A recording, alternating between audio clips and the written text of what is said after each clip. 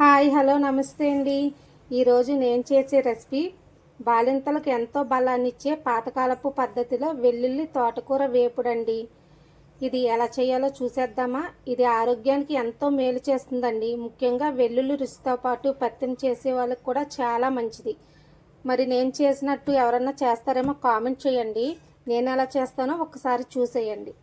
కావలసిన పదార్థాలు ప్రాసెస్ అయితే చూసేద్దాం. తోటకూర అండి నీట్గా అయితే కట్ చేసాను.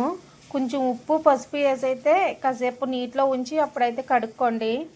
ఆకుకూరకి అయితే ఎరువులు ఎక్కువ వాడతారండి, అందుకని కాసేపు ఉప్పు పసుపులో ఉంచండి. తర్వాత అయితే పొయ్యి మీద వేసేసుకుందాం. నీట్గా వాష్ చేస్తానండి. రైస్ కుక్కర్లో అయితే పెట్టేశాను. ఇదైతే మెత్తగా ఉడకాలండి, ఏమీ వేయాల్సిన అవసరం లేదు. ఉడికాక ఇప్పుడు తాలింపు అయితే పెట్టుకుందాం. తోటకూర అయితే మెత్తగా ఉడికిపోయిందండి. దీన్ని వాటర్ లేకుండా ఒక బౌల్లోకి తీసేసుకుందాం. స్టవ్ మీద అయితే బాండీ పెట్టి ఆయిల్ పెట్టానండి. ఆయిల్ అయితే కాగిపోయింది. కొంచెం మినప్పప్పు,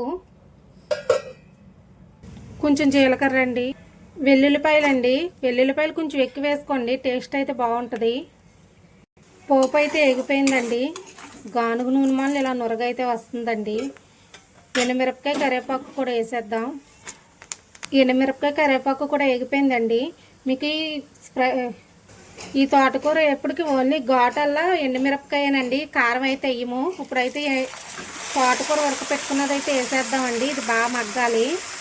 ఒకసారి అయితే కలుపుకుందామండి. నూనెలో అయితే మగ్గుతుంది కదండి. ఇప్పుడు కొంచెం పసుపు, సాల్ట్ మీ టేస్ట్కి తగ్గట్టు వేసుకోండి. ఒకసారి మిక్స్ చేద్దామండి. కాసేపు అయితే మూత పెట్టుకుందామండి, దగ్గరికి మగ్గుద్ది.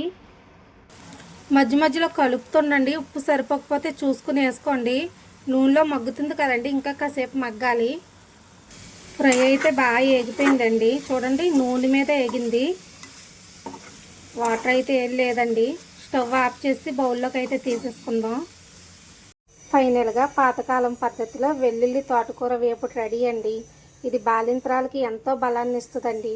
ఒక్కసారి అయితే ఇలా ట్రై చేయండి. మరి మీరు ఎలా చేస్తారో కామెంట్ చేయండి. మా వీడియో నచ్చితే లైక్ చేయండి, షేర్ చేయండి, సబ్స్క్రైబ్ చేయండి. Bye bye.